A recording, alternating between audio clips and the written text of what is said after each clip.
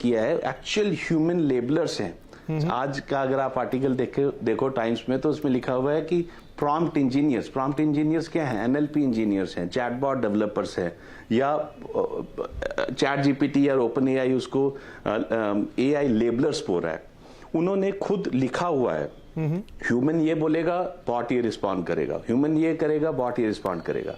लेकिन बॉट का आंसर ही सिर्फ यूजर को नहीं मिल रहा रन टाइम में। अगर सपोज 2 आंसर्स हैं, 2 आंसर्स को मिला के या उसको पैराफ्रेज करके या उसको रिफ्रेज करके भी आंसर आ रहा है जनरेटिव एआई से, क्योंकि उसमें हम डीप लर्निंग यूज करते हैं।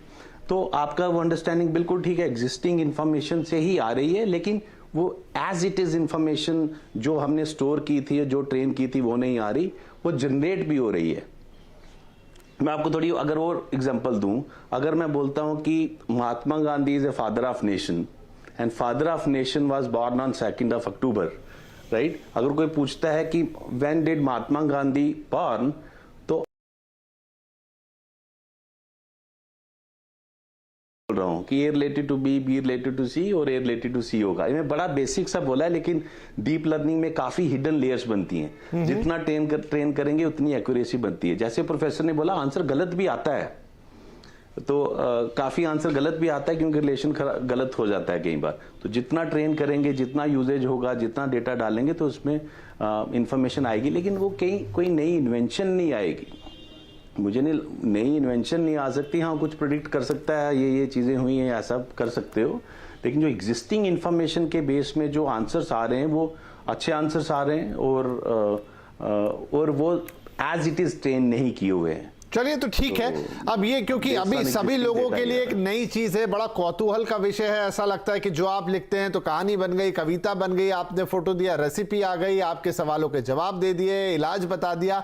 तो ये डेफिनेटली कुछ ना कुछ यहाँ नया हो रहा है। निखिल, यहाँ पर अगर हम कहें कि ये तो एक चैट जीपीटी है जिसने इतना तहलका मचा दिया, डेफिनेटली ये माइक्रोसॉफ्ट सपोर्टेड है, आगे वो इसको इंटीग्रेट भी करेंगे अपने सॉफ्टवेयर्स के साथ या विंडोज़ के साथ, ये भी बातें हैं। इधर गूगल ने बार्ड, जो उनका एआई एक टूल है, उसको अब ओपन कर दिया है कुछ 80,000 1 लाख लोगों के लिए, जो शुरू में बीटा वर्जन आया है जिस पे अब टेस्ट होगा, एक्सपेरिमेंट होगा। तो क्या आने वाले वक्त में हम ये एआई टूल्स को ही इतना कॉमन होता हुआ देखेंगे जैसे पिछले 10 साल में हमने गूगल का सफर एज ए सर्च इंजन देखा है? अब ये चीज उतनी कॉमन हो चलेगी? Absolutely Vipin.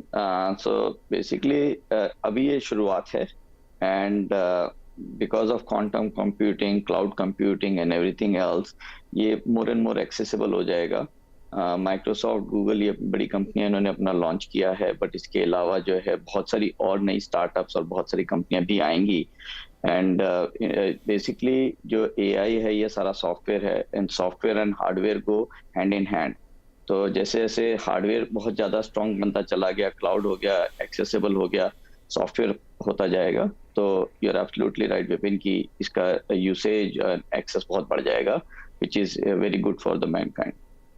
Right, it's very good for the mankind. लेकिन जैसा अभी प्रोफेसर साहब एक चिंता जता रहे थे कि भाई डेफिनेटली आपको लग तो रहा है कि अगर ये आपके मुकदमे लड़ने के लिए दलीलें तैयार कर देगा तो बहुत सारी वकीलों की फौज की जरूरत क्या है भाई, 4 लोग मिलके ही वो पूरा बना लेंगे, लिख लेंगे। मतलब विस्तार है अपार जो हमने इसको आज नाम दिया है ना। आप जो सोच रहे हैं वो तो होगा, उसके बियॉन्ड ना जाने क्या होगा। और कह रहे हैं अभी ये शुरुआत है।